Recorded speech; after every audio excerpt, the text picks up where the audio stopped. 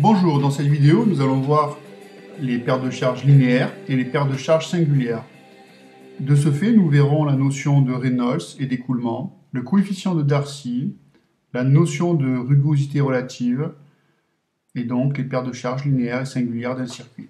En ce qui concerne les paires de charges, elles peuvent être linéiques, on les appelle aussi linéaires, elles correspondent alors à l'écoulement le long des conduites, et elles peuvent être également singulières. Elles se manifestent sur les pièces spéciales qui modifient la direction ou la section de passage d'un fluide, à savoir des raccords, des T, des vannes, des soupapes, corps de chauffe, etc.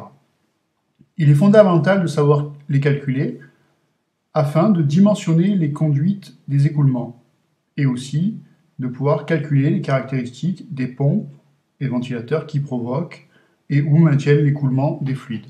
En utilisant des fluides de viscosité différentes et en faisant varier le débit, le diamètre de la canalisation, Reynolds a démontré qu'un nombre sans dimension, appelé nombre de Reynolds, permettait de déterminer si l'écoulement était laminaire ou turbulent, et donc de connaître sa perte de charge par la suite.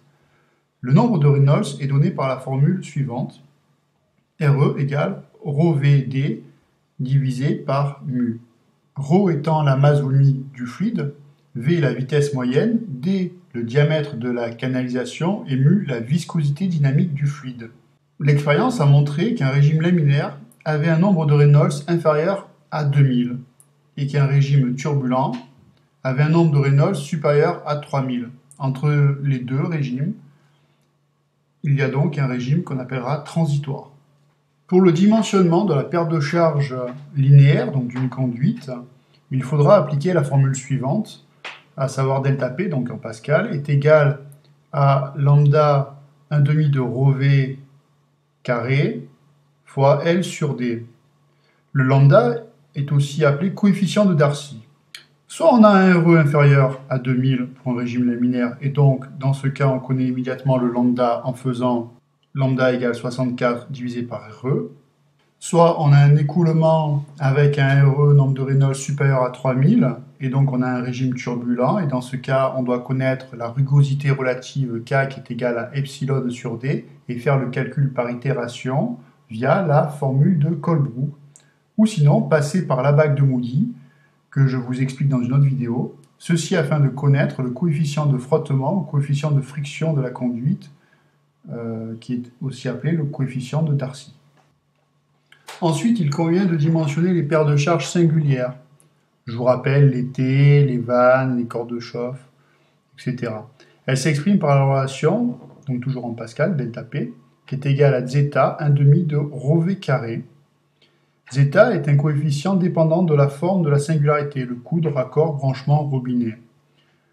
Tous ces éléments singularité installés le long de la canalisation constituent des obstacles qui freinent le passage du fluide et amènent des pertes de charge. Là aussi, les valeurs sont tabulées.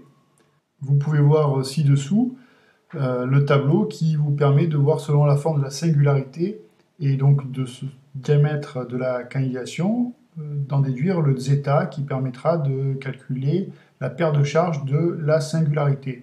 Ainsi, la perte de charge totale d'un circuit est égale à la somme des paires de charges linéaires plus la somme des paires de charges singulières. Il est à noter que dans cette vidéo, je ne traite pas l'équilibrage hydraulique des circuits.